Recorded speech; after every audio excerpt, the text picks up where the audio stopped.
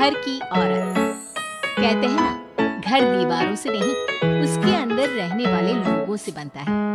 लेकिन क्या हो जब घर के लोग ऐसे हो? सारा दिन खाती रहती, सोती रहती, कोई काम नहीं है तुम्हारे पास। ऊपर से बहू के आ जाने के बाद तो तुम और भी कमी हो गई। दिखावे के लिए हाथ में माला पकड़ ली है, बाकी कोई काम नहीं करती।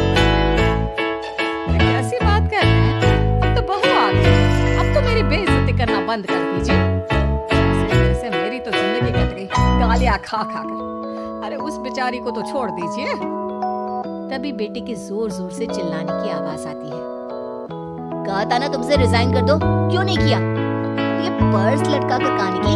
चलो कमरे में काम करो घर का। बहू बेटे की लड़ाई सुनकर सास ससुर बाहर आ जाते हैं। सामने खड़ी होती है नई नवेली बहू रीमा। देख लीजिए माँ जी, शादी से पहले तो मेरे माँ पापा के सामने कहा था कि शादी के बाद नौकरी करने देंगे, लेकिन अब क्या कह रहे हैं? तो तुम माँ जी को क्यों बोल रही है बहू? अब उसका मन रहा होगा, अब नहीं है। पर पिताजी, उसके मन से मेरा करियर तो नहीं चल सकता ना।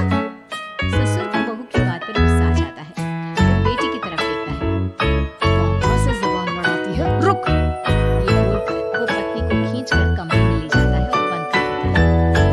ये सब देखकर सास दुखी हो जाती है। पति के जाने के बाद सास बेटी से कहती है, देख बेटा, अब जमाना कुछ और है।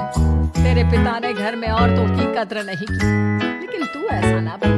शहर की समझदार पढ़ी लिखी लड़की से शादी की है तूने, उसका ख्याल रखा कर, तमीज से पेश आया कर। जा, बहू को कमरे से बाहर ले आ। लेकिन बेटा नहीं मानता और बहू कमरे में सारा दिन बंद रहती है। शाम को बेटा बाहर जाता है कि सास चाय और बिस्कुट लेकर बहू के कमरे में जाती है। बहू बेटा ये ले, चाय पी ले। रो रो कर कैसी शक्ल बना ली है बेटा। माँ जी, ये कैसे लोग हैं? आप कैसे मैनेज कर रही हैं? ऐसे थोड़ी ना होता है माँ जी। घर की औरतों को तो पिताजी और ये इंसान समझते ही नहीं। क्या करूं बेटा, मैंने तो जैसे तैसे सह लिया, लेकिन तू ना सहना। दोनों बात कर ही रहे थे कि ससुर आ जाते हैं। अच्छा, तो अब बहू को भड़का रही हो? बहुत दिन हो गए मार खाए, अब क्या बहू के सामने खाओगे? जाओ यहाँ से, और जरूरत नहीं है ज्यादा इस लड़की को सर पर चढ़ाने की, समझी? बहू को ससुर की बात पर गुस्सा आ जाता है, लेकिन वो कुछ नहीं कहती। आए दिन बहू देखती है कि कैसे उसकी सास और उसके साथ उसका ससुर और पति गंदा व्यवहार करते हैं। फिर एक दिन, ये क्या बनाया है? खाना बनाना नहीं आता क्या? ये बोलकर वो खाने की भरी सारी थाली फेंक देता है। अरे बेटा कोई बात नहीं, शांत हो जा, मैं अभी बाहर से कुछ मंगवा देता हूँ। हाँ पापा, ऑर्डर करिए। ऐसे खाने से तो पेट भरने से रहा। वैसे खाना तुमको बनाना आता नहीं और बाहर जाकर नौकरी करना चाहती हो। अरे तुम जैसे को तो पूछते भी नहीं है बाहर। बहू को पति की बात पर गुस्सा आता है, तभी सास बोल पड़ती है। तेरे से ज्यादा पढ़ी लिखी है, वो तो तूने इसे कहा था कि तू नौकरी करने देगा तो तुझसे शादी कर ली, वरना ना ही करवाते इसके माँ बाप तुझसे शादी इसकी। और कमाती भी ये तेरे जितना ही है बेटा। बहू हैरान रह जाती है कि जो सास खुद के लिए एक बार भी खड़ी नहीं हुई, वो उसके लिए बेटे को भी भला बुरा सुना रही है। उसकी नज़र में सास की इज्जत और बढ़ जाती है। वो सास को देखकर ये सब सोच ही रही थी कि उसके कान में एक जोर से चांटे की आवाज आती है। किसको किसको मार पड़ी? वो देख ही रही होती है कि उसकी नज़र जमीन पर बैठी सास पर पड़ती है। अभी तो धीरे से मारा, फिर जुबान खोली ना तो ऐसा मारूंगा कि कान के पर्दे फट जाएंगे। सास रो रही थी। बेटा और पति वहां से चले जाते हैं। पिताजी अच्छा किया माँ को जोर का चांटा लगाकर, आगे से जबान खोलने से पहले 4 बार सोचेंगी। बड़ी आई। दोनों हंसते हुए वहां से निकल जाते हैं। बहू सास को उठाती है और पानी देती है। मैंने ये दिन रोज देखे हैं बहू, लेकिन तू नहीं सहना। तू अपना जीवन अपने अनुसार जीना। शादी के वक्त मैंने तेरी माँ से बात करने की कोशिश की थी, उन्हें बताया था, लेकिन वो नहीं मानी। बहू सास को पकड़कर रोने लगती है। वो इसलिए नहीं मानी क्योंकि वो मेरी सगी माँ नहीं है। माँ जी, जिस तरह से आप मेरे लिए खड़ी हुई हैं ना, मेरी माँ भी नहीं हुई। बेटा मैं तेरा भला चाहती हूँ, तू नौकरी इस घर में रहकर तो नहीं कर पाएगी, एक काम कर, इस घर से चली जा, पैसे कमा और खुश रह। माँ जी, हो सकता है कल तक मैं आपके इस फैसले को मान जाती, लेकिन आज नहीं। माँ जी, आप यहाँ इस नर्क को झेले और मैं आपको छोड़कर चली जाऊं? नहीं, कभी नहीं। अगले रोज, सुनिए, वो क्या है ना, मुझे कुछ कपड़े और गहनों की ज़रूरत है, तो ज़रा पैसे दीजिए ना। अब आप घर के मर्द हो तो पैसे तो आपसे ही मांगूंगी ना।